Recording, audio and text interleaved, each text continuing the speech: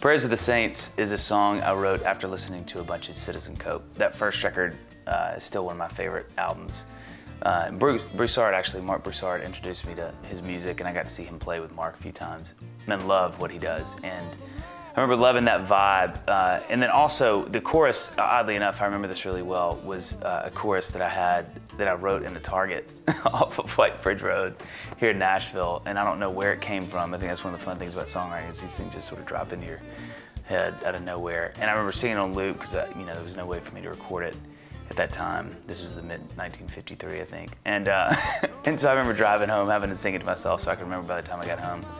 And I just love that idea, the Prayers of the Saints. And there was some stuff sort of going on in my life. I think I was at that age where I was sort of realizing there's all these hard things that, me and a lot of my friends are going through. And so there were these poignant moments I wanted to talk about, and the idea that, how badly we need each other and the power of, I think, prayer, and especially those times for sort of sanity and seeing people, get better and all that. But the song is sort of about that. So, and I love that it was the reggae thing. I'd never done something like that.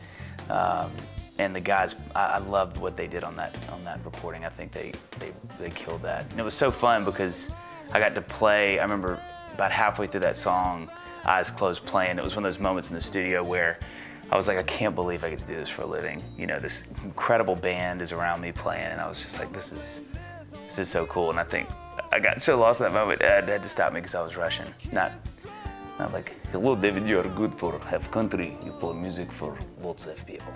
But more rushing in the sense that I was ahead of the beat. But I do love that song. That's one of my faves.